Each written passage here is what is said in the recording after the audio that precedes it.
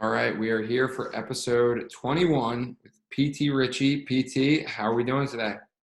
Doing great. Thanks for having me on here, Mitch. Yeah, excited. I know we've got a couple of our past Cannons teammates. I'm trying to think, are you the first Greyhound on here? You are. Yeah, thanks. Looking at the list. All right, so you're gonna have to represent. I think I'm gonna try to work Ratliff in at some point, but you get the first crack. Being a little bit more seasoned, more grizzled vet. You're a lot more seasoned.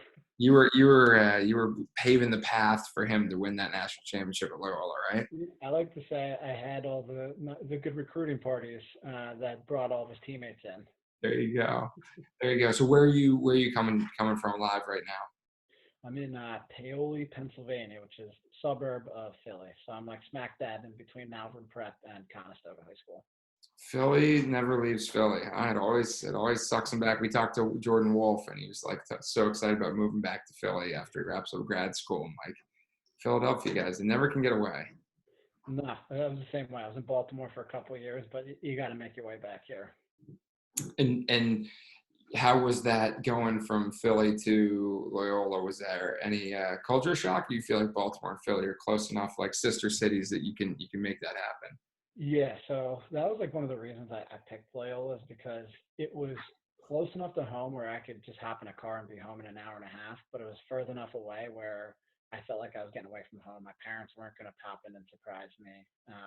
The biggest culture shock, honestly, was meeting kids from upstate New York and Long Island.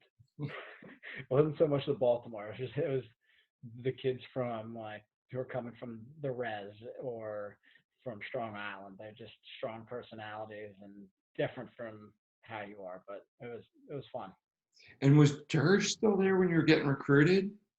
He was there my first semester, my freshman year, and that's kind of when things hit the fan. But it was definitely an eye opener to college lacrosse for anyone that knows that story. Yeah, and but so it was kind of like Toomey recruited you though when you were going through the Yeah, process. so Toomey and Coach Dewan, who are both still there, were the ones who recruited me. And there's a couple Philly guys. So when I went down there, it was pretty comfortable. I got like Greg Leonard, Dave Moore, or some guys from around Greg here. Leonard, that's right, Greg Leonard. I worked a couple camps with Greg Leonard. Guy's an animal. Yeah, he's the best. He's still one of my good friends. And so were any kind of Stoga kids, or was that all just like Philly area? Uh, so it was mostly like there was a couple LaSalle kids, couple Malvern Prep, but I did have one girlfriend who like was friends with all of high school who was there a year before me, and she's actually the last person I called before making the decision because really it was go to Loyola and play lacrosse or go play football in college, and I picked up the phone and called her and asked her a couple questions, and that kind of just sealed the deal. Yeah, so football was on the radar for playing college football. What level schools and where were you looking for that? Yeah, so mostly one double A. I got like a little bit of sniff from Boston College, but it was mostly I was really it was really between Loyola and either going to William and Mary, JMU, or Hofstra for football. And luckily, I didn't go to Hofstra because they dropped their program while I was in college still. So And were lacrosse, I guess. you were a receiver, or you played both sides of the ball, receiver and corner? Is that what you're? Yeah, but got recruited as a receiver and return guy mostly. Nice. But you're at the time being a 5'10" white receiver really limited your options. But looking at it now, it's like it's in vogue. I could have gone with it. Belichick would have picked you up in a heartbeat. So, Yeah, well, yeah, I was going to ask about that because I was like, you would have been on the smaller side, but I guess if they use you the right way, it's a little yeah, action. I was a Yeah. smart guy.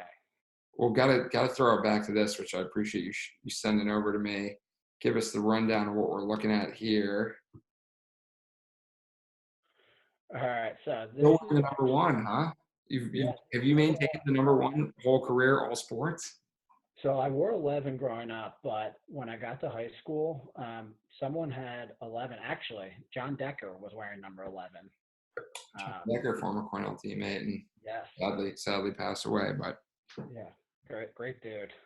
But he was wearing number 11 there, and honestly, I was so small when I got into high school that double-digit numbers kind of wrapped around my body, and so I cut 11 in half and took one. Right here, we're playing Radnor, who was one of our rivals, and we were losing. And this is off a kick return. And so I was one of the Heim was the deepest guy back, and me and another kid were the other two there. But Heim is just such like an alpha, and he was an absolute stud, and I was a sophomore at the time. So we're running out there, and he goes, "If you catch the ball, give it to me." So I kicked it off to me. I caught it, turned around, pitched it to him, and then went to go block for him. That's why he was the #1 pick in 2007 MLL draft, baby. Alpha male right there. Yeah, absolutely. I mean, look at him right there. That's not a typical high school kid. No, he looks like a full-grown man. So anyone else from that team that went on to play college lacrosse that people might recognize?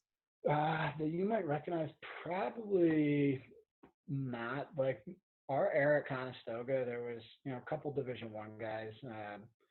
A couple guys went to Drexel, one to Lehigh, but Heim and I were really the two guys who I guess had a lot of success. Other guys were successful, but I guess we had more success. And Heim was 2 years older than me, and actually grew up a street over. So it was funny once we became teammates on the Cannons. Like I could look back and be like, oh, he used to drive me home from lacrosse practice and football practice. So that was a cool experience for me to be able to play with him. But a couple years after we graduated, Conestoga started winning state championships, and my youngest brother played lacrosse. He didn't really care to work too hard, but his graduating class, they had I think it was 16 or 17 Division I kids. So the program changed pretty quickly for being a public school too, which was impressive. Yeah, that's wild. And did you guys? How about football wise? Were you guys successful this team? Yeah, we were very good. So that year with Heim, we were average. My senior year, we were really good. We were 10-0 heading into the playoffs. Played with two kids who ended up playing in the NFL for a little bit. One guy is Mark Herzlich, who was the ACC Defensive Player of the Year at Boston College, and had like a wild story. He's a guy who got cancer in his leg. Ended up being on the Giants, but just an absolute monster. And he was lacrosse guy too, right? Didn't he play lacrosse too? Yeah, he had a scholarship. Back in the days where it was like the wild, wild west of recruiting. After his freshman year, he had scholarship offers from Virginia and Hopkins. And he shot the ball over 100 miles an hour as a freshman, which is scary and impressive. That's wild. Yeah, I didn't realize there was a Conestoga connection there. That's awesome.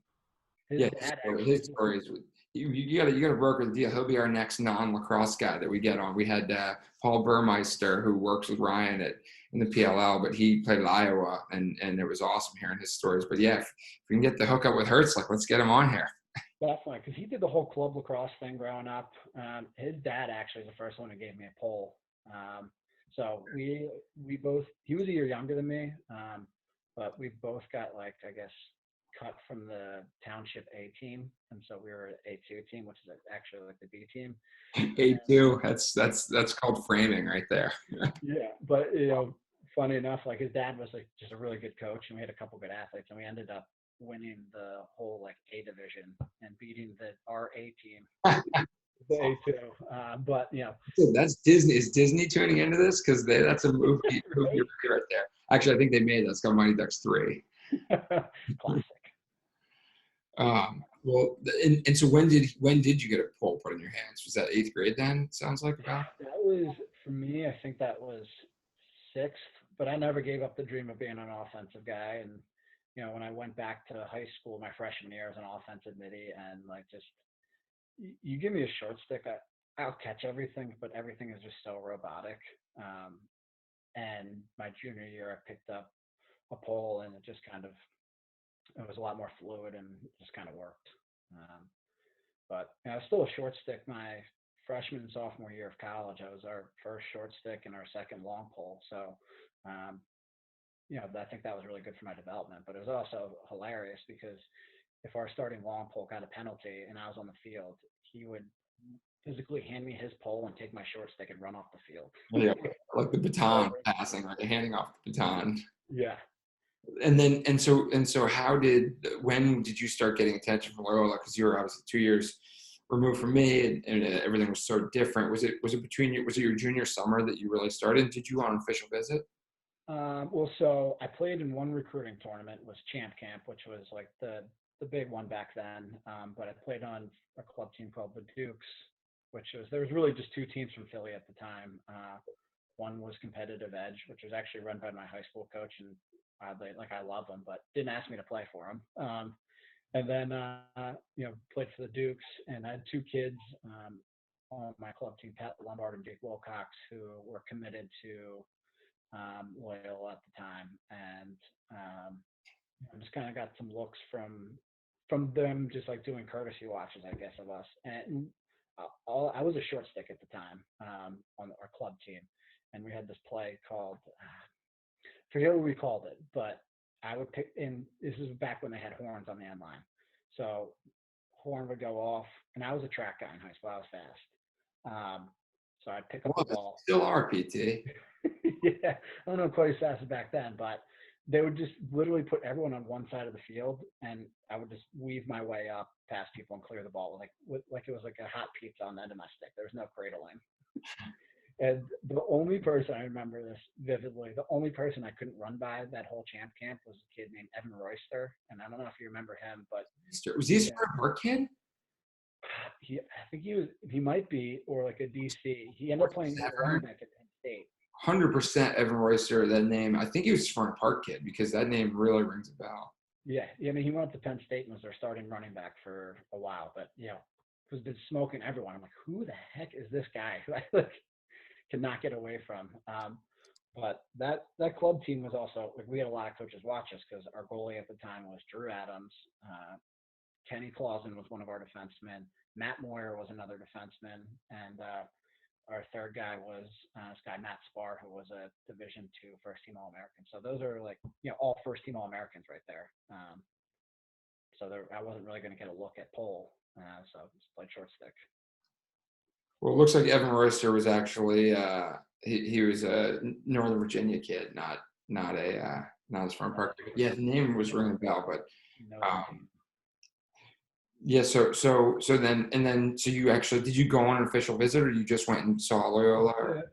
So the funny thing about that is I just had no interest in playing lacrosse, right? So my dad was a teacher, and so we would always get, if there was going to be a snow day, I would get the phone calls first because he was a teacher. So that night or whatever, we found out there was going to be a snow day. So I called all my buddies, and we like, 8 o'clock at night, we're going sledding, like on a Tuesday, where normally I'd be in bed, and I got a phone call from a number. I didn't know what it was.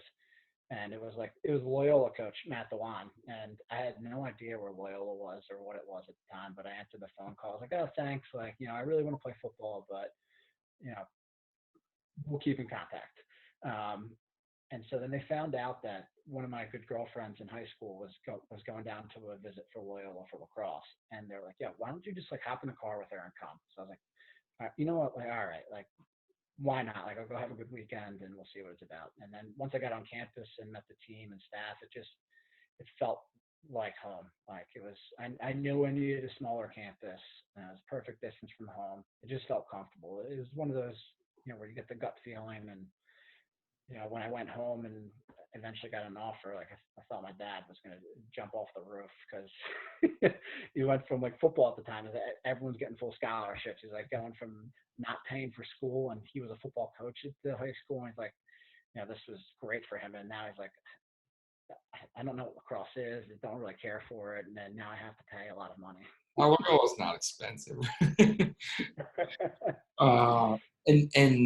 And so, who were some of the guys that stood out when you went and visited that you're like, oh, these are guys? So my host was a wild man, but Andy Stack.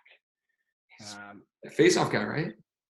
Face-off, like D mid. He played for the Rattlers for a while when they won the championship. Mm-hmm. And he was just a tough guy from Lafayette High School and up in Syracuse, New York. Yeah. And so he was my host, and he was also a football guy. He was, I think at the time, he was the second career all-time leading rusher in New York State history behind Mike Hart. So it just like the coaches knew we're football guys, and we just kind of meshed. And then, like we were talking about before, there was a couple Philly guys, and they really just accepted me. And it's just, it was, I don't know. Met a couple other Severna Park people on that trip. Uh, who was it? I don't know why I'm blanking on the name right now, but the whole family of girls, Loyola girls. Oh yeah, they live in my neighborhood. Yeah. Tara, right? Tara was younger, but Carrie West. Um, Oh yeah, the West family too, right? Yeah. yeah. So her younger sister was on the recruiting trip. She was already there. She was playing on the girls team. Ellie West, yeah. Yeah, and they were just like really great. They are great people, and I don't know, just everything kind of aligned. That's awesome. And so you get there, and did you start right away? What was your progression like? Yeah. So from day one, like my lacrosse skills and IQ necessarily weren't there, but athletically I fit in. So was a short stick from day one. And then really, I think it was kind of at the end of the fall, I picked up a pole a little bit too. And we had a guy named Steve Hess who was there, and he was, a first team all league guy. And so he was a senior when I was a freshman, but he had a redshirt year, so he was there my freshman and sophomore year. And so when he needed a blowout to pick up a pole, he also got hurt a couple games. But the first game I really kind of figured out that I could play with a pole was our last game of the year against Hopkins, which at the time I think maybe that was the year they won. They might have won a national championship or the 2006. Either way, they were really good. But had a really good game as a freshman with a pole, and was like, okay, you know what, like I can stick with this and maybe make a career out of it. And certainly have. Well, I've got, and you sent over this video. This is awesome. The eye across television. About to see here. This is Bryant versus Loyola. You said you think single-handedly this got you. No, so this is your senior year then? Yeah. So a little backstory is like Look at the this Team graphic. USA. It's great. The Team USA invites went out, and there were a couple college polls who got invited, and I'm like, you know what? Like, I think and know I'm better than these guys, so I was pissed off. And at the time, Pressler was the head coach of Team USA and the Bryant head coach here, and so I was like, I just need to play well, and went out and probably statistically had my best game ever, and got an invite like a week or two later. Snipe Central. Who are you looking at here? Was it Presser? Were you looking right at Presser, give me the invite here? No, so that this was like it was a spring break game, and Notre Dame was there watching, and we had a couple like one of the kids on our team. My roommate at the time's brother played. Colin Ames played at Notre Dame, and you know we would talk to those guys kind of often, and I would just you know chirp them a little bit, but it was all friendly. But they were sitting on the bleachers, so I turned around and kind of gave it to them. Was that Greg Leonard that just, no, that wouldn't. He'd been gone by then. That was Shane Coppins. What Their happens best. with the power bouncer? Look at that. Look He at was feeding it, and then Stephen Murray. That's who scored that one. that. You don't see that power bouncer too often. So No. what'd you end up with in this game? Oh, Uh, got the gloves stuck to that. Glove stuck to his helmet. That's all. He's a St. Mary's guy, J.P. Dalton. JB Dalton, yeah. His brother Will Dalton, I play with Will. Yes, absolute tank. They I both are. played hockey with Will, actually. Their dad was a big like NFL guy, right? Yeah. Yep. We had a couple NFL dads on this team. We had his dad, Russ Grimm, who was one of the Hogs. Dylan Grimm was his son, and then Joe Landry was a guy whose dad was a quarterback for the Lions. It's kind of worked out that way. I guess they have good DNA there. Another bouncer. Yeah. You guys were all about the bouncers at Loyola, huh? Yeah. Diane Geppy Aikens Field. That was like was that like it was field turf? It looks like, but I thought it was AstroTurf for your first. AstroTurf. Yeah. Thank God they got rid of it because when I was a freshman, I think there was 4 fifth-year seniors who all had back surgery from just the pounding of it every day. Well, I played all 4 years on AstroTurf. I don't know how we did it. It was insane. Is there anything worse than you fall during a game or practice and you go get in the shower and the Oh, water just blasts on like, or you fall asleep in your bed and you wake up the next morning, rip off the the sheets are sheets. just stuck. You know what? The kids these days, the NLL with the 3/4, so the NLL, you think about turf, and at least in like field lacrosse, you're an outdoor turf that the wind and the rain and like the elements are beating it down, softening it up. The NLL, it is like rolled out fresh just for games, where it's like steel wool, and that would just shred. And you're wearing suits to games, so after the game, your knees are sticking to the suits. But now they got it easy with those 3/4 length spandex that they can wear under. I'm like, man, they're living the high life at this point. Built-in protection. So what was the scenario in this game? Was this a big game, or was it just you just happened to have a very good game? And Just happened to have a good game. They were, I mean, this is Brian's first year being a Division I team, and they were good. And 88 right there was Zach Greer, who transferred there for his 5th year. And they were tough. It was like a Tuesday game or Wednesday game, midday. No one's there besides the Notre Dame team. And so it's just one of those ones where you're like kind of ripe for an upset. look at that vision. Had a good game. Look at that vision by PT. Oh, the pickoff. Don't wait for the ball. Go get it. And Yeah. then they assist. What'd you end up with for a line here? I think it was 1 goal, 2 assists, 13 ground balls, and 5 or 6 cross turnovers. Nice.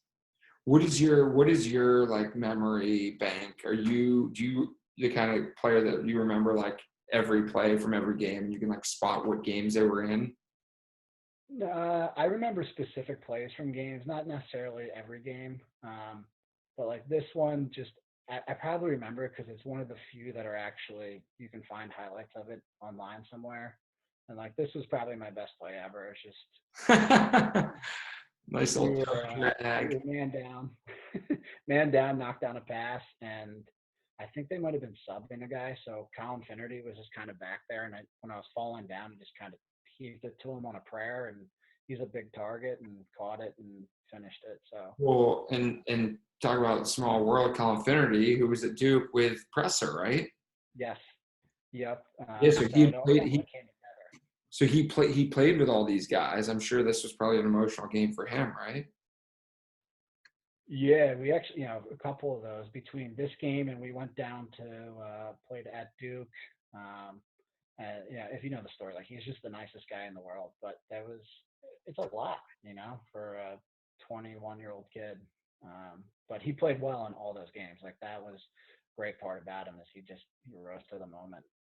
Did you see him downfield at any point, or did you just chuck this and hope for the best?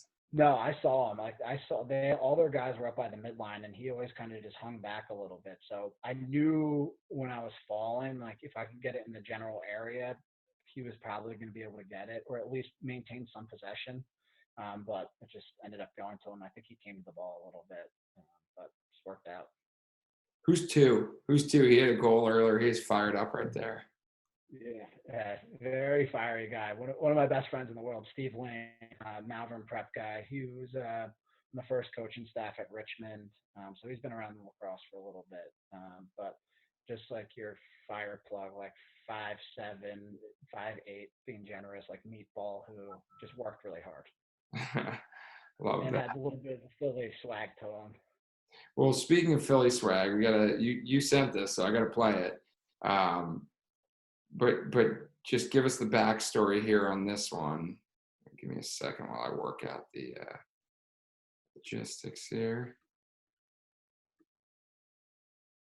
So we're in Notre Dame, no, this isn't Notre Dame. Where's this is in Atlanta. It was we played a game down there, and I actually got this sent to me by when I was coaching in college. One of my players sent me this, like, "Yo, coach, like, what are you doing?" Where's McEachern? Where in Atlanta is this? Is it a high school? It's like 40 minutes. Yeah, it's a high school. It's an enormous high school. It's like 6,000 kids. It's a huge stadium. That he didn't really catch him good there. You could see. Yeah, no, I think he took a dive a little bit, but he was a guy who like, so we would create a lot of unsettled situations with me just like running, out running someone to the midline and you get a little break. And so that game, like 2 or 3 possessions in a row, I was trying to run off and he kept grabbing my shaft, so I couldn't like get that separation. And so this possession particularly, I told him like the first time, like, yeah, you do this again, it's going to be a problem. And so I tried to run off. He grabs it, and that time I just went to go hit him in the gut or the nuts, if you will, and caught him, and he dropped. And I didn't get called for it, but I do remember sitting in the box and or like coming out the field, and Jerry Byrne was going ballistic because I'm sure he saw it, but it was just one of those ones. And oddly, we're playing in Atlanta, and things are flying back after the game. So we're going through security, and I end up in like the security line next to this kid. He's like, "What's your problem?" I'm like, dude, I warned you. Well, you gave him a warning. It's fair is fair, right? Yeah, and I think that stuff kind of helped me out in the MLL a little bit because you go on the wings and you have to deal with like the Unterstein brothers and some other guys who are just slashing you in the shins or cleating you. So you got to play. It's a little bit of a cat and mouse game there. The Understand brothers have come up a little more than you would expect on some of these on some of these. And then you ended up playing with Kevin. Kevin was on the launch, right? Mike. Or Mike. And he's actually like, it's funny like that thing happened because they were my sworn enemies forever. Like, we go out to the face-off wing and we look at each other like, all right, we're gonna do this. And usually they would hit me first, and then the next wing I'd try to take like a piece of their shin off with the shaft. And so we pick up Mike in the offseason on the launch, and first tryout day or training camp, we're scrimmaging. We get put on separate teams. You walk out to the wing, and he walks out. I'm like, I can't get away from you. Can you please just stop? And now he's like a really good friend. I have every Saturday of quarantine, I've had like happy hour / power hour with him and Steve Brooks, and Mike DJs the whole time, and it's a blast. But it's funny how those things work out. Like, Unterstein brothers, best DJs in the league. The Lizards like warm up tape used to be just fire because the Understeins were all over that. And look who we got. Celebrity guest. Are we still? Heyo. Oh, what's going on? What's up? What's up, Dad? Hey, Dad. Just a round table of dads. How you been? We're you know where we are. Yeah, getting through it. Getting through it. How are you? You probably already talked about this for the first 5 minutes. So yeah, no, we're good. We're just coming to the sweet conclusion of PT Ricci's college career here. When he won, I was trying to time that up, perfectly. So I didn't catch too much Loyola. That's pretty good. Well, this is when you won probably, or you were nominated for, I don't know if you won or not, one of the more prestigious awards in sport, one of the Laxies. Oh yeah, we didn't win. I think it was actually the Syracuse, the Cody Jamison when I scored that goal against Cornell. Damn it. National championship. That's going to beat that every time. But here we go. These are the Laxies. This is a Laxie nominee. I'm sure everyone had this on their like little checklist as they're watching the Laxies on TV. Yeah, but this one we needed this game, so we ended up losing in overtime. But if we would have won this, we were going to be in the tournament. But we lost and missed the tournament at 9-5, and we were still ranked like 14 or 15. But it was just kind of a prayer there. Send it downfield to Shane Coppins. And that was to tie it, and then what, they ended up winning in overtime? Yep, unfortunately. So in my career, I was 0-4 against Hopkins. Lost them in double overtime, lost them by a goal, lost them by like 3, and then in another overtime.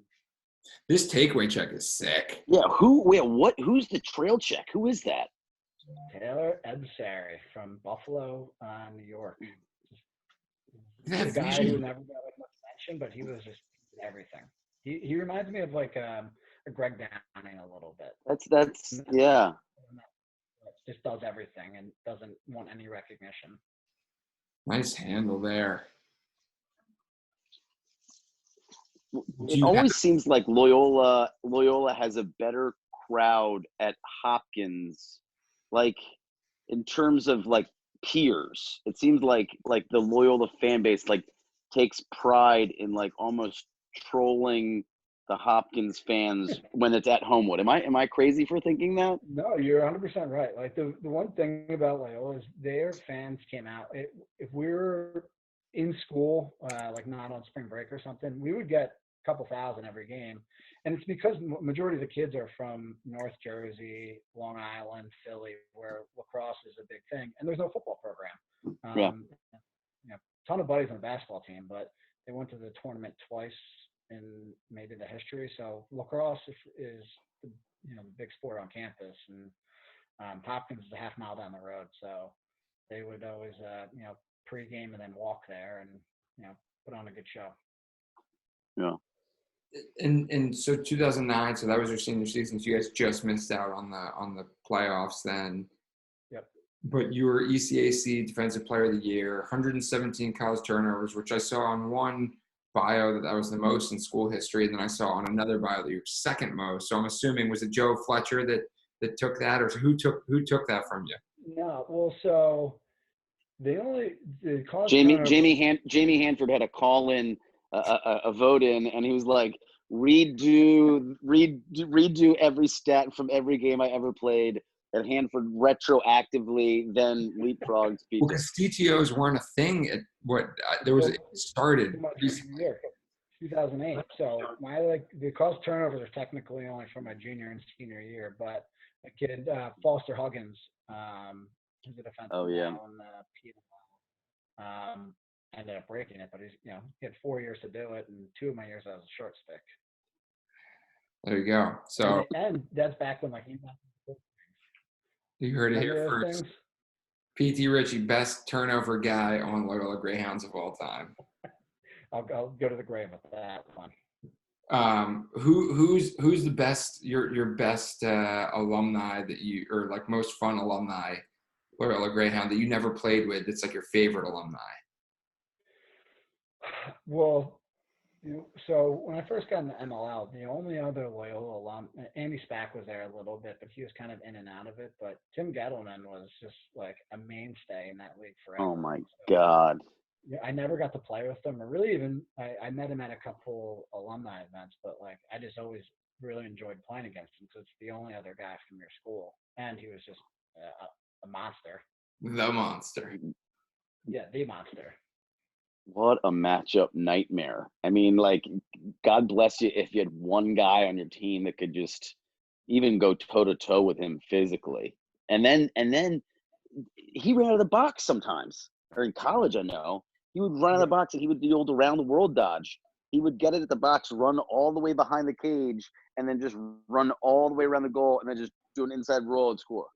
And it wasn't even an inside roll. He would just get to like GLE and fall into the crease, and you can't stop him. It's like enormous. That was definitely the guy that and Bobby Horsey was another one. But oh God, Bobby Horsey, what a teammate. Yeah, so Ryan and I both played with Bobby on the New York Titans. Just great guy. And then Ryan played Barrage as well, right? Yeah. He was a pro. Okay, so you graduate Loyola. You graduate Loyola. What are PT Ricci's sights set on for? Was the MLL something that was in your purview? Did you know you wanted to pursue that? Or was it kind of like, oh, here's something to do? Yeah, so I was like one of those guys who didn't really know what I wanted to do after school. Like I thought I wanted to coach, which I got into that for a little bit. But I guess I knew junior year, like MLL was a potential option, but there's still only 6 teams. And at that time, they only allowed 3 poles on the field at a time. So I didn't know what was going to happen there. But wanted to give that a shot. And my first job out of Loyola was as a volunteer assistant at Towson. So I was still in and around lacrosse, living in Baltimore. So I figured I'd give it a shot and got drafted by the Bayhawks. which I still think is. I think we have the best draft class of all time. When you just look at the longevity of guys and how their careers panned out. Danny Gladden was the first guy who got picked, and he had a good career, but it was short. But after that, it was Matt Abbott, Jeff Reynolds, Ben Hunt, Mike Evans. We picked up Sieverts, Dan Groot, and we picked up Pete Poyon at one point in that year. So, dear God. Yeah. This was all Chesapeake? Yeah, 2009 draft class. Wow. Yeah, that's impressive. Dear God. Cottle. That's half a roster. That's half a roster. Was It Cottle is involved half at that roster, point? but guys were all all-star guys. No, it wasn't. It was I couldn't even tell you the GM's name. He was there for 1 year and gone. Beautiful mind. He went straight to the NFL. No, it worked out well, and those guys stuck around for a long time. When you came pretty on with a pretty big bang, you didn't win your first year, but your second year in, you won with Chesapeake, and then your third year in, you won with us in Boston. That's got to be a pretty cool. Had you won? Was that the first big championship you had won? Because sounds like obviously in Loyola and high school, it sounds like you guys were competitive, but not at that quite that championship level. Yeah, we never won a league championship when I was in high school in lacrosse, and at Loyola we won the ECAC my sophomore and junior, and we were the co-champions my senior year.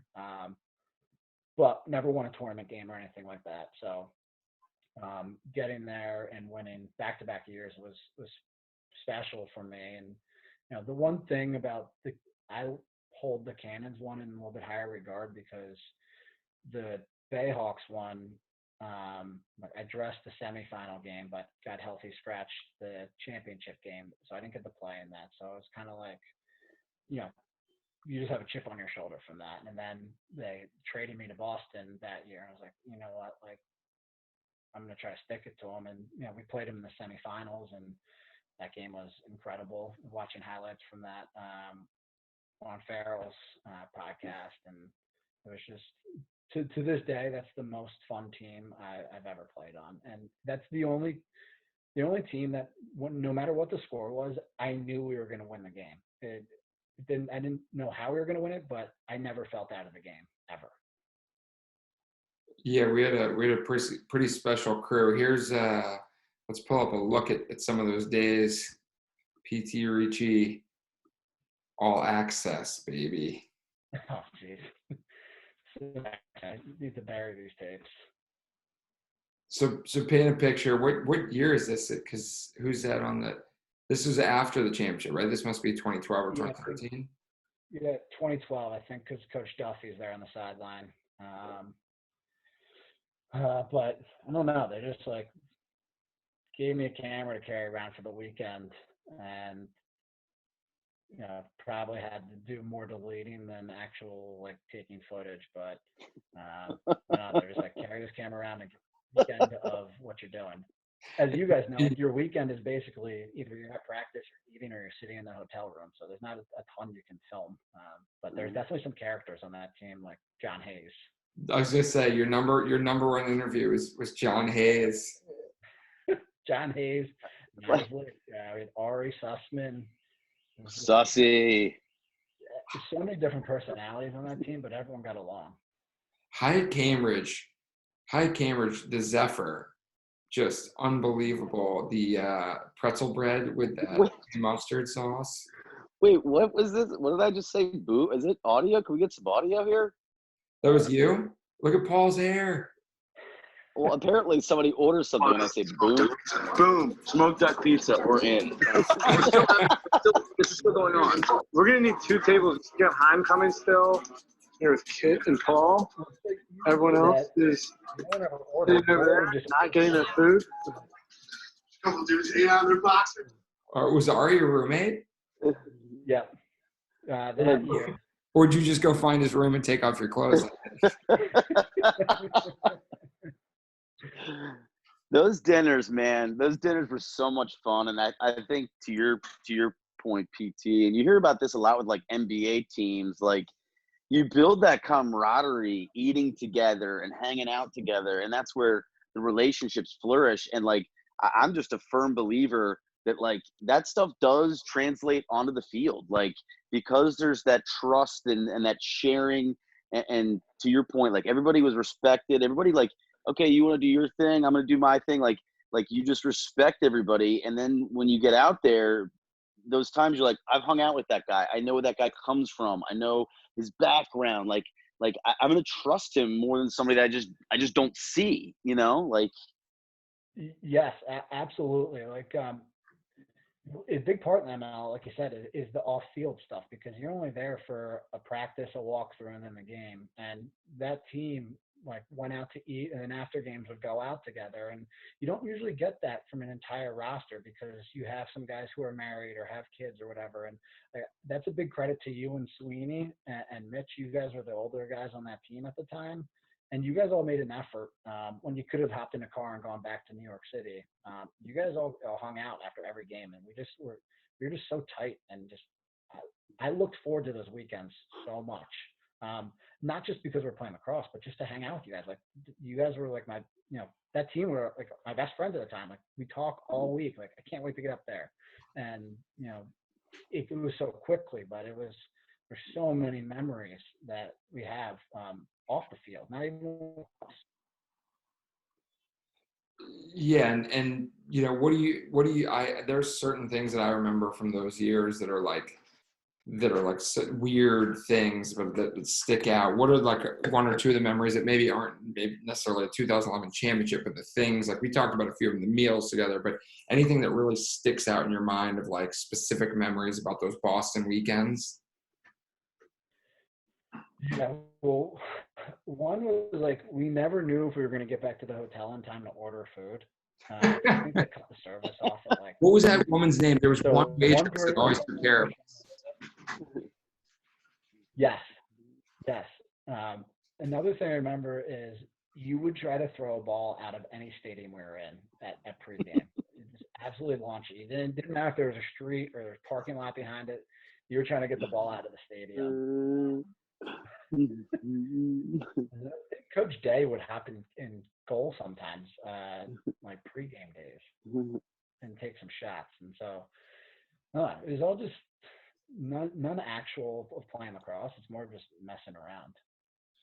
Well, that's one of the things that I like, driving down Memorial Drive with like the music blaring, the windows down after a practice, the night before a game. Like those were memories that like it's such a little thing. It's like has nothing to do with lacrosse, but like the meal thing. It's like those are the ones like the guys in the car and everyone's just so jacked up about the weekend and being together. And yeah, those are definitely special memories. It's funny how those things sometimes stick out more than the games and the wins. Yeah, the other one was our entire team was on the elevator with one Bayhawks player, and the elevator got stuck like on championship weekend. We were there for like 20 minutes because we were well over the capacity. So that was the funny thing. I remember it wasn't the entire team, it was about half the team. Because I remember we were waiting for a meal. It was lunch, right? Yes. We were like, where is everybody? Yeah. You guys came in, you're all sweating, being so hot in there. Guys had their shirts off and stuff. Well, I thought maybe one of your best memories, was this one, the classic Gentle Giant Stairs. If anyone's ever been to a Boston Cannons game, they've given it the old college go on the Gentle Giant Challenge, and PT Ricci was no stranger to the Gentle Giant Stairs. Well, looking at that picture, it looked like I could have used a couple reps up those stairs. But yeah, they the owner at the time owned the Gentle Giant Moving Company, and they had this thing, and they would make you go do this before like training camp. Absolutely gas you. Make you? I don't recall having to do this. We're NLL guys. We missed training camp. We missed the fun. Oh, I don't know. At that point, I don't know if I was still in the NLL.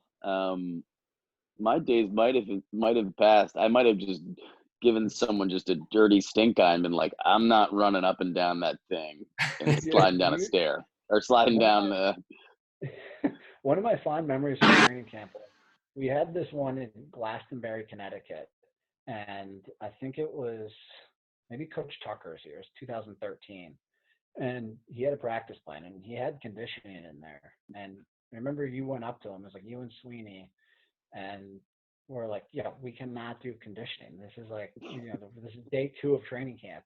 And so you went up to him like, Coach, look, if you do put us on the end line for conditioning, you're not going to have a team come the first weekend. So he cut the conditioning, and we went from there. But that was something that always stuck out with me. And I don't know if you would even remember that, but I do vividly. Well, I'm also trying to think back because like the first weekend of training camp, you like look left and you look right and you're like, and I'm probably going to piss somebody off, but you're like, who are some of these guys? And so you're like, we're going to do conditioning. Like, Tuck, like half these guys aren't going to be here next weekend. Like, what are we doing? Like, are we just checking a box here? Like, I'm fine if the team's here and we're conditioning, but like, who are some of these guys? Like, I don't. Some of these poor bastards' last experience with the Cannons is running a 3-minute, suicide. Yeah, like this is fantasy camp. You're gonna call them in 36 hours and tell them never to come back. Yeah. And you know what? Like, it's funny you say that because I get asked a lot of time, like, well, when you're on those championship teams and you won, why did you win? And one of the reasons I think that 2011 team won is because our roster it was so solid. Like, we never changed it at all the entire year. I think, we brought in John Hayes for the playoffs, but that was really it. Like, we had the same roster every single game. And the continuity really paid dividends in the long run. And that roster had been intact for 2 or 3 years. A bulk of that roster had been intact for 2 or 3 years, like kind of the core elements of the offense and the defense. And I agree that the consistency is huge in a sport, in a league where you don't get a lot of consistency.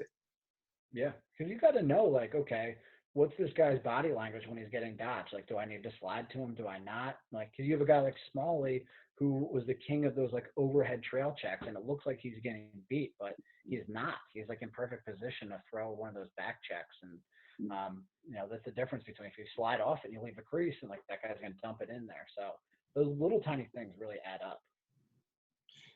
And so we won the championship in 11. When did you make the move? And then you were in that video. When was the launch move? So after 2014 was the first year of the launch. And I got traded, and they're probably like the most lopsided trade ever. It was like me and Lee Coppersmith for Brody Merrill. I saw that. I was like, were you basically 1-to-1 for Brody Merrill? Yeah, and so the funniest part of that was Queener at the time tweeted out, he's like, worst trade ever. So I walk on like the team bus the first day. I'm like, hey. He's like, hey. I'm like, appreciate that tweet. Thanks. Like, I don't disagree with you. That's the greatest defenseman of all time. And what was your experience like with that Florida team? Because I was only there from the other side where Rocco's Tacos and going down there and be 105 degrees, just pouring sweat as soon as you got there. What was that experience like though for you as a part of the team? Yeah, so if you were a young guy and you didn't have any responsibilities like kids or wife when you got home on Sunday, it was the greatest time in the world, because like it's a different nightlife than the rest of all the other cities in the MLL. But it was also cool. Like, you get off the plane and you're looking at palm trees, and the hotel for the first 2 years was incredible because you have Rocco's Tacos. You can walk out of there. Absolutely no one there because you're in like retiree land, where we were playing in Boca. But first class facilities, like one of the nicer grass fields I've ever played on. That grass was unreal. And we had like team was like we all got along really well, and I really enjoyed my time down there. But it was like if you were to go back and look at all the guys we've had on the launch for those 5 years, you could create all-star teams. But we just never were able to kind of get everyone to click at the same time.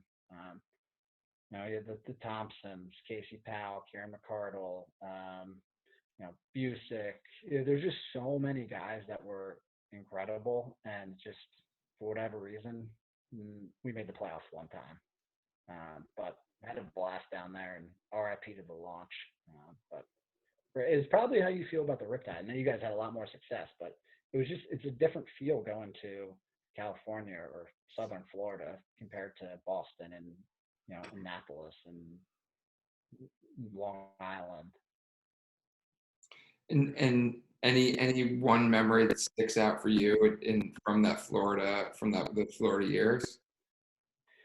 Yeah, honestly, like probably we had a lot of lightning and rain delays, which never happened anywhere else really. Like you have them for a little bit, but we had them all the time down there. And we would just play. We were in the FAU football locker room, so it was enormous. And we brought in, we had mini nets in there. We had, every like beach game possible you can think of. Just, the entire team playing. So, but we're all gassed by the time you got to go back out and actually play the game. It's like we have an extra quarter of activity in there. You got like a tailgate going on underneath the stadium. Yeah, you're playing spike ball, and it was awesome. It's just, we probably needed at the time some older vets on the team to whip us into shape, but it was fun. Casey Powell was just leading the spike ball charge. Down. He would show up 5 minutes before the game. Actually, my most fond memory is we're playing a game, right? Casey's supposed to play. Didn't show up for pregame walkthrough. Isn't even on there when we're warming up for the game. We come in from warm-ups. He walks in, doesn't have a stick with him. He's like, I gave it away to some kid at the camp. I was just great. So there's 2 ball boys, and he walks up to me. Let me see your stick. Takes one kid's stick, throws it against the wall twice, gives it back to him. Takes another kid, throws it twice. He's like, I think I'll use this. And then went and he was like 6-4 that game. It was just like, he's a magician. Easy Powell, Bill Brasky of lacrosse. That's like the most classic Casey. And like the thing about it is like, he's probably done that more than once. Like not even probably, like he's definitely done that more than once. Like that I think is maybe a dozen times. Like and to your point, like then dropped like 6-4. Like and then maybe gave the kid stick back, or was like, hey, can I hold on to this? I'll trade you your ball boy stick for what would you like? Name no, he would you go like. and take like he would go take a teammate's stick and like, here you go. We had Casey on. Casey was like our 5th or 6th guest in this early on in the process of the Trilogy Lacrosse Theater. It'd be great to compile. What's your best Casey Powell story? Put them all together and then have him on to defend all of his stories. Defend. It's like celebrate him. I mean, it's like explain. Like only Casey, right? I mean, it's just like it's unbelievable how he could do that, and like with the most like laissez-faire, just like, oh, like what's the like so many other players would panic, freak out. He was like, this is great. Okay, thanks. Like 2 options here. I like this one better.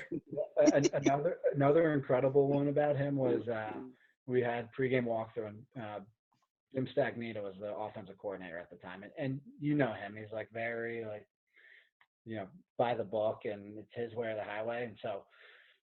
We're going, our man up was like not great at the time, and he's trying to put in a play, and Casey's out there, and his daughter Bella at the time was like, she was young, and Staggs is walking through this play. Bella walks up to him, like, Dad, like I want to leave. I'm like, okay, just took off in the middle of going through man up, and Staggs just like, I don't know what to do. Like, do what you guys want. Yes. Pin down Casey Powell. Oh God, I love it. A little PT action. Oh, thanks, Mom. Oh. get it right between the arms and dig. That's a former launch teammate, Jovi. Oh, was that Jovan? Yeah. Yeah, that's quick clip between the line play of the week. Not a ton For of deep. for me though, the iconic PT Ricci check is that little slippery back check that you have. That like it's like you think of like offensive players having signature moves, right, Mitch? Like, oh, I'm going against that guy. Like, I've got to watch out for this. And I think like defensive guys don't get enough credit for like that one like iconic check or like slippery little move. Like you referenced Smalley's kind of over the head check. Mm-hmm. Like you had that little like sneaky back check. Yeah. You could barely feel it. And then you'd be like, wait, did I just lose the ball? Like, I didn't even know his stick was there, A. B, I didn't even feel anything. And then now, like, I don't have it. Like, I don't know, PT, for me, playing with you and against you, like, I'll always remember that. And then, like, any ground ball scrum, it was like, oh, well, PT is going to come up with this. I'm not really sure how, but he's going to come up with it, and somehow no one's going to check him. Like, you had a way of, like, you remember, you know what I mean, Mitch? Like he would have had a way of just like of coming out of these ground ball scrums and like getting away from people and like evading like 10 checks somehow. I don't like, it was like, It wasn't like you were like power cradling. You would like dip around one guy and like bounce off another guy and like roll between two guys. It must be your kick return experience, right? Yeah, well, the ground ball stuff, I was just kind of, I didn't, if there was going to be a scrum, I didn't want to be the first guy in there. You just kind of look and see how the ball's going and, you know, try to, you know, I'm not a big, strong guy. I'm not going to overpower anyone. So just kind of pick your moment and just kind of go. And then with the checking stuff, I was talking about this with Mitch earlier, like my lacrosse IQ and, you know, skills were not great when I got to college, but the one thing I could do was run with people. So I can run with you and I can back check you a little bit. And that's kind of just where it came from. And just kind of stuck with it. And would you like practice that in practice, or is it just kind of, is that like a move that someone ever taught you, or you just like, hey, I can do this? Kind of more just kind of figured it out. So honestly, probably 90% of my cross turnovers in college were from that. And all it is just you run with a guy and, you know, you try to get your hand, like I get my top hand on his hip. And so when they go to shoot, you push a little bit. And so the guy's natural reaction to kind of counterbalance himself is to reach back. And when he does that, if your bottom hand's on their hip, you just have that back check. So you don't lose any position. So if you miss the check, you're still running with them. But in college, guys just hang their sticks so much more. It became a lot tougher in the professional game. But it's just nothing really to it other than just getting a guy off balance a little bit and also being able to run with them. Well, the college players have certainly changed since you and I were in school, and you sent us a nice little clip that's a nice illustration of how much that has changed. So walk us through what's going on here. Set the stage here, PT. Yeah, so this is a alumni game, and this is probably Pat Spencer's, I think, junior year, and I just got absolutely big boyed by him. You knocked the ball out of his stick, though. Yeah, and I actually drew a penalty flag here, but there's more of just the moral of like, he just tosses me. He lifted me off the ground. He bullied me. He bullied a grown man. This is like I'm not I can't do an ollie on a skateboard. I just don't understand the mechanics of how the board goes. I don't understand how your feet go from almost on the ground to straight in the air in this same move. So he gets under my armpit and just lifts me up. And one of the funny things is, so I was the director of ops at Loyola for a couple of years, and I went from there to Cabrini. But before I took the Cabrini job, I was at Loyola for about a month of Spencer's first semester there. And so when he was on camp, you know, he came and, you know, first day of maybe study hall or practice, I forget where it was, but I'm like, oh, did you follow the workout plans for the summer and like to get your lifts in? He's like, nah, you know, I just play pickup basketball every day. Like, all right, like, I know you're a pretty good player, but you might want to hit the weights. He's like, no, I'm good. Like, I just play hoops. And then fast forward to there, and he's like bench pressing me into the turf. So he doesn't need to touch weights. My favorite part of alumni games, though, is like whenever the alums come back, and you were still playing and whatnot, but like we would have alumni games, and these alums would come back, and they'd be like, "Oh, I'm gonna get them. I'm gonna get them good." And it's like, just to be clear, you who have a desk job haven't played lacrosse in months, maybe since you graduated. Meanwhile, these kids are training every day. They're fighting for spots. 4 to 6 hours. 4 to 6 hours. 4 to 6 hours. You're gonna, and also just on extra layers. I don't remember you playing much while you were here, but now that you're out, you're gonna get them, and you're gonna get them good. Okay, I can't wait to see how this plays out, because you're really gonna light this alumni game on fire. Like, okay, let's see how this plays out. Yeah, who they were as a player is a lot different than they actually are. Say again, Peter. The guys who, like the exact guy you're explaining was always the guy at the end of the bench when actual games were being played. He's the first one to step on the field for the alumni game, and his memory of who he is so different than what he actually is. And it's even better when he has like his kids and wife there and like, watch me do this, and just gets torched or tears a hamstring immediately. There's always just this false sense of confidence, like every year, like, okay, this is the year, we've got the alumni, a bunch of us are still playing in the MLL or PLL, and every year, like, even if we like one year at Cornell, we like hung with them for 10 minutes, but then they wear you down. They're like college kids that are, like you said, they're training 6 hours. Well, that and the guy that we're explaining, like, he's like ready to go, and he looks at you like, you play at like my turn, and you're like, go right ahead. Like, you wanna get in there. Like, I'm totally cool taking a back seat here, man. And that guy plays so much more than like anybody else, and you're like, okay, just go live in fantasy land. That's fine. And little do they fail to realize that the alumni game is for the team to practice. Like, give them a look.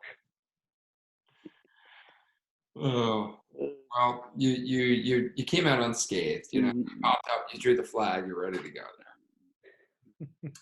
What you know, you're now a member of the Philadelphia Barrage. So you played last year. We went back to the Cannons, right, for last year?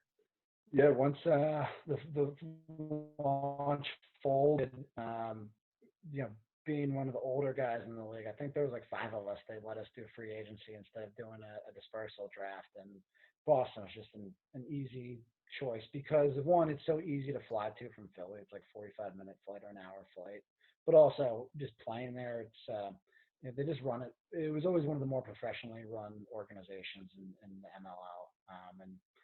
So that was kind of a no-brainer to go up there. And then you know, when the opportunity, you know, when I found out the Barrage were coming back, I let the coach Quirk know. I'm like, look, you know, I love Boston. I want to play here, but if the opportunity to go down there like comes up, I'm okay if you want to trade me or whatever happens. And then, you know, again, like, you know, people probably look at the trade that I got traded down there for, and they're like, another one-sided trade. You only get traded for high-level Canadians, apparently. Yeah, right. or native players. So there was a little bit more that went into it, like, you know, with salaries and stuff like that. I think that's part of the reason some of those guys got traded. But I don't know. It's so funny. Like, people from the outside are like, "What the hell's going on here?" And have you talked to Spencer Ford or Doc, or you know, have you been in touch with some of the guys? Yeah. So the cool thing with Spencer is he was doing his last year on the Bayhawks when I was a rookie. So I got to know him a little bit there. And I know Doc from the Philadelphia lacrosse circle a little bit. And so, you know, I'm hoping we get a season in here. And it'd be cool to just, you know, wrap up my career in Philly because they got rid of the Barrage a year before. What was the last year, RB? Was it 2008? That sounds about right. Yeah. 08, I think, is when the league contracted. We lost the Riptide, the Barrage, Chicago. Yeah. Right. 4, 5, 6, 7, 8. Yeah, 3 and 5 years. That sounds about right. Yeah, we won 3 and 5 years. You measure time in championships, PT. It's easy math. It's easy math. I'm just just counting from '04, my first year, and so yeah, I was just it's only 2 years that we didn't win it, so it's easier to keep track of the years that you didn't win it than the ones you did. There's fewer. How many did you end up with total? 4. 4. Yeah, 3 in Philly, and then ours up in Boston. And I'll tell you, to the Philly thing, like, and you guys remember this from, and I'd love to just throw Sweeney under the bus because I feel like he told more of those stories than I did because he'd love to rub it in people's faces. But there's like a text chain from the barrage days that like still lives on. So there's a lot of pride with the organization, and I think the fact that Doc is involved and Keenan, they're certainly kind of bringing that sense of pride kind of back to the team this year. I know Doc's certainly excited, understatement. So I'm certainly excited for you because they were fond memories for me for sure. It's you can usually find 1 or 2 guys who are disgruntled who played for a franchise somewhere along the line and will say something bad, but I've never heard a bad word about the Barrage. I've heard him called the garbage, but it's in like a loving. It was because it was so to our experience in Boston, it was so much the antithesis of that it was like you had to kind of embrace it. Because otherwise, if you didn't, like you'd be miserable. So it was just like, yeah, like we're changing in a party room at a facility, and like the first game, we're like, oh my god, like we're grown men changing. Like there's this huge glass window. Like we need to cover this up. Like there's pedestrians walking by, and like it's a locker room, like, but meanwhile it's like party room 1, and like one of those places. I So heard like throwback night, they're going to actually make the new Barrage change in a party room at a. that is it. And like next thing you know, like Foxy is like taping up like newspaper or something, just like so we don't get I don't know, so we don't get like what are we supposed to do? Like it was just I don't know, it was beyond bizarre. But like those type of things, like you're either gonna like complain about it or you're just gonna like acknowledge the absolute absurdity of it all. Embrace it. Yeah, and then when you do that and you can embrace anything, then like okay, then you can couple that with winning, and it makes for some nostalgic moments and nostalgic memories, I guess. It's like listening to you explain that kind of reminds me of the launch a little bit. Not that like everything we did down there was first class, but there was just no one at the games. And so they were always trying like different promos. And so, I always thought we should be renamed to the Florida Tropics, and shout out to Jackie Moon. But like, that's what I felt like we were. Like we were the Florida Tropics. Is that movie the most underrated of the Will Ferrell canon? Would you put it there? Kicking and Screaming has some moments too. or other guys I would say I would throw in as the other one that's maybe overlooked or underrated. Yeah, I feel like that one, Jackie Moon, is probably his most underrated character. Yeah, it's unbelievable. It's We'll now that we got Jackie Moon as your most underrated movie character of all time, we'll skip right into superlatives here. What if you could rename any lacrosse team, what name are you giving it besides the Florida Tropics? Oh, that's tough. Putting you on the spot here. Yeah, I don't know. I saw on Twitter someone wanted to change the canon to the Boston Murder Hornets last week. I thought that was pretty funny. Topical, very topical. Yeah, very topical. Other than that, I feel like mascots and team names are always just so stupid.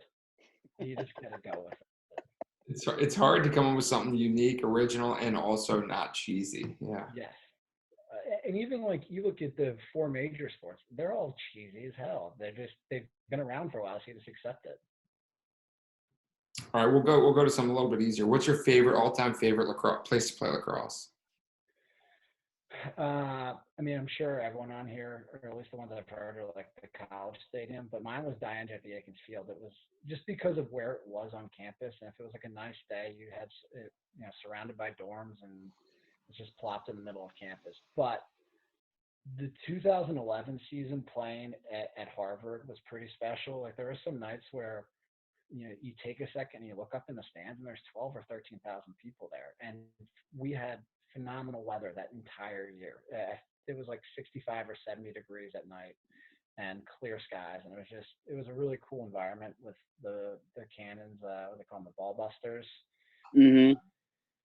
And it was a city where you had the fans who had the seats on the sideline, like opposite of the bench, like the VIP ones, and they were there every game. So like being a wing guy, like I go out and I have conversations with them because the TV time is 5 minute long every time. And so you like build that was just like I guess it was kind of all encompassing. There was just like a special time and team, but that was a really cool experience to look up and you just see that many people in the stands. I remember always trying to yell at those sideline people because the ball went out of bounds because there's no horn, right? So you weren't trying to get a quick restart, but the balls weren't lined up. So if a ball went out of bounds, you're like yelling at some VIP, like, "Get that ball, let's go! We got like a give it to his kid." Yeah, he's like trying to give it to somebody, like, "I need that ball. We got a quick restart. Let's go."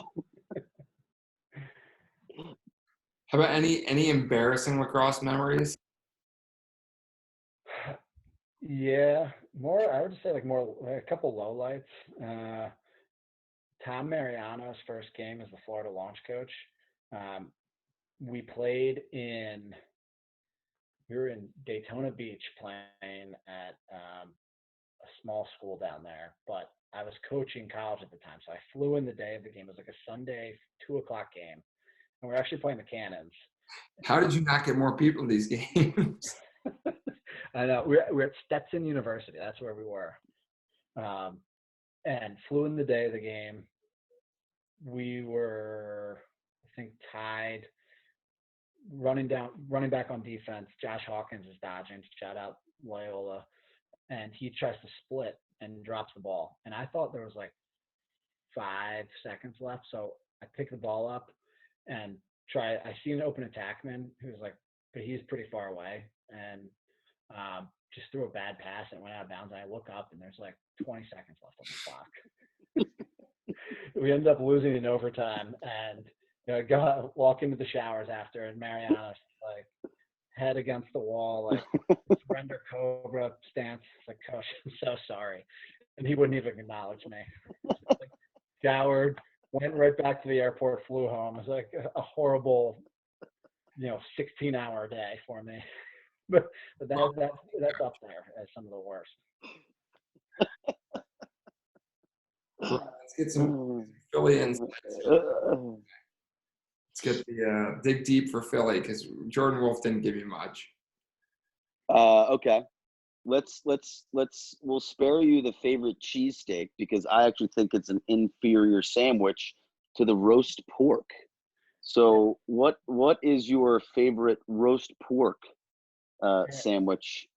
Right, and so do you agree or disagree? Number one. I like roast pork. I'm just a cheesesteak guy, but I have a cheesesteak story that ties in the Cannons and Trilogy. Please. Okay. So I love roast pork. Like everyone has their own favorite one. It's usually like in the town. It's a little different than cheesesteaks where you're like, I'm going to this place. But there's a place called Casey's right in my hometown, and love their roast pork there, or roast beef. Okay. But the cheesesteak, my favorite one is D'Alessandro's, which is in Roxborough. But so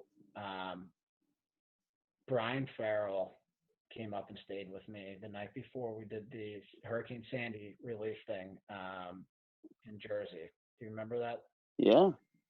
And so I take him to this place, and it's like one of the, it's just like old school. It's like you go up there, you want a cheesesteak, you want onions, or do you want cheese whiz? And so I bring him in there, I order mine, and this place is so tiny, and it's just packed with people. And Farrell's like, I'll have a cheesesteak with everything on it. And they're like, what do you mean? Everything. Like, what is everything? They're like, do you want onions? Do you want, like, what do you want? He's like, everything you have. You want lettuce? He's like, yep. Banana peppers? Yep. You want jalapenos? Yes. You want onions? Yes. I mean, it went on forever. And like, they were so disgusted with how he was making his cheesesteak.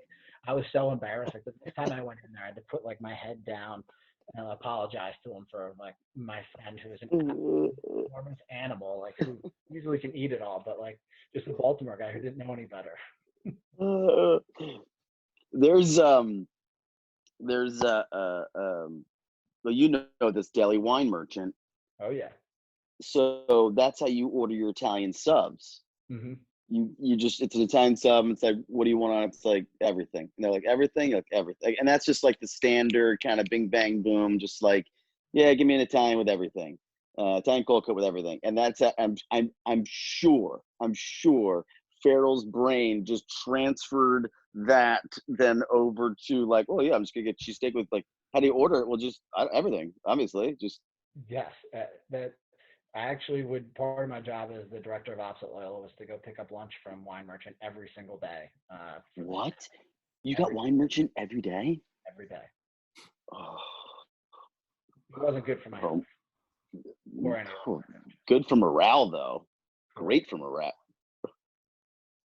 That should be a selling point if someone's like interviewing. Like, what's this job got? It's like, you get Wine Merchant every day. Yes. Oh man. Now we all know that, Sorry. pork sandwich, Ryan's saying it's the best thing in Philly. He's not really a true Philadelphian. It's actually the cheesesteak, and it's from your local spot that no one knows how to order from unless they're from Philly. Yes, pretty much. How about going back to lacrosse? Best teammate that you've ever played with? So there's a lot of them, but I was like thinking before the podcast, and so I think one of the reasons I'm still in the league is because I've never been a star, but been able to be a good locker room and like team guy, and I learned from like you, Mitch, and RB, like were two of the guys who I kind of learned how to be like a good leader and good teammate from. But Steve Brooks is up there. Darkin was always one of my favorite guys. He was my roommate for 5 years in Florida, but he has a really commanding presence.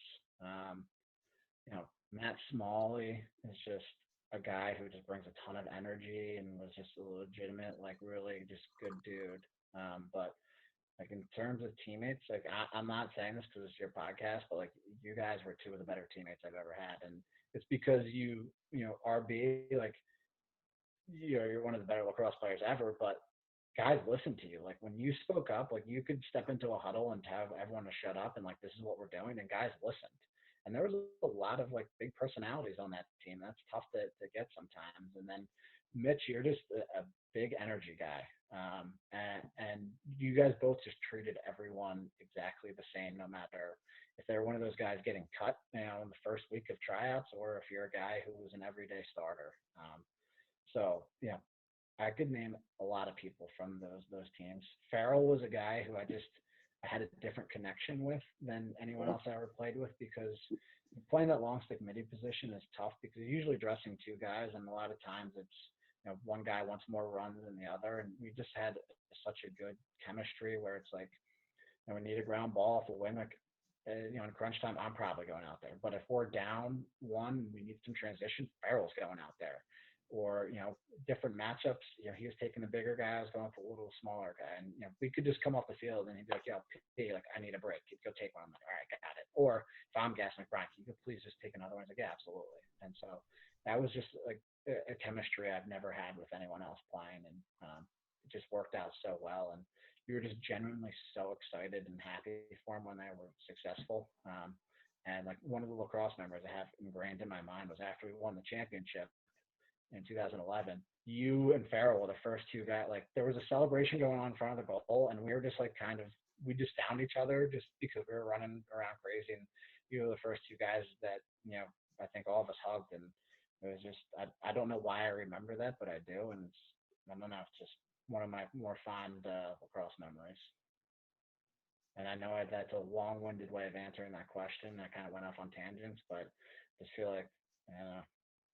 No, it's well, I think first of all, I'm touched to hear you say that, and I think to the Farrell thing, like your guys' connection was like palpable. Like you could feel that. Like, and it was as somebody with like a little bit of older and maybe some wisdom, like it's also really cool seeing those like that interconnectivity happen within a team. You know what I mean? Like where you're like, Team. yeah, especially with young guys, because like Mitch and I have said this. Like when you're older, like when you guys come in the league, you're like, oh, he's gonna be here for a while. Like you can just like like, and now you're a vet. Like you see young guys, you're like, and then you see a young guy, you're like, oh no, okay, he's got it. He's gonna be around, and like the fact that the two of you knew it about both of you, and the fact that you guys kind of synced up, it was like, oh, this is really something pretty special. And just to see you guys, your energy gravitate towards each other, and to bring a little levity, Mitch, I don't know about you, but for the first like 10 seconds of his long-winded explanation, I thought he was going to say that he was his own best teammate, based off of all the things he was saying. I was like, is he about to say that he's the best teammate? No, just been around a lot. No, I know. Older guys, and I think in any, whether it's lacrosse or football or basketball, you can't do it on your own. You got to look at some older guys and let them lead you, and because you can't make it on your own. You need some help from guys, and also you're not going to have a successful team if you don't rely on those guys. Well, it's got to be strange being for you, especially now. It's like now you are the older guy, right? And you're the guy and so it's an interesting transition. And you're not that much younger than me, and only a little younger than Ryan. So you're really getting up there in terms of long in the tooth in the league. So pretty impressive to see you've continued that. And I think to Ryan's point, there's really good reason for that because, like you said, you are a top teammate, even if it is in your own eyes. But you're a great locker room guy and a great teammate, and you did a role really well. So I certainly appreciate that. But we got to end on your high note. What is the ultimate? Okay, we've kept you here for an hour and a half, late night. But what is your ultimate lacrosse memory? If you could only pick one to save, what's your ultimate? Yeah, 2011 semifinal. Quinzani scooping up that ball, and just dunking it in the hurricane, and just that whole weekend. But that moment right there was the highest of highs I've ever been on the lacrosse field, and it's because you just were so excited for your team. Like you want to win, yes, but you were just so excited for anyone on that team when they had some success and like made plays, but also you were so confident in them. And I don't know, it's just that goal kind of, for me, summarized that whole season for us because we were never out of it. Like I knew we were in any game we were going to play, and no one ever panicked. It was just who was going to make the next play because there was different guys making plays every single time. And that was the last championship I've won, but that was a big reason why we won one is just even getting to the championship game. Yeah, it was certainly a special group, and I actually wasn't 100% confident that ball was going in because it barely trickled over the line. Rolled. I was like, I vividly remember that being like seeing the ball roll and be like, is that over the line? Is that over the line? But yeah, what a special season that was, and hopefully things allow you guys to get back on the field, and you can take the barrage back to the promised land, so you can start counting your years and championships. Like we'll go one for one, right? Exactly. I mean, you got quite the ratio to upholds now. Was that 60% right there? Yeah, we'll go 100% this time around. Well, PT, really appreciate you taking some time out of your evening, and it was awesome hearing back on some of your stories and then sharing a lot of ones that we got to share as the three of us. So definitely appreciated our time playing together and love getting continue working with you in the lacrosse world, and excited to see you back out on the field in that orange and blue barrage. Yeah, I really appreciate you guys having me on. This is easy. I feel like we're just back hanging out, and it was an easy conversation. So I know you had the Riptide call the other day. I think you should set up a 2011 Canon one.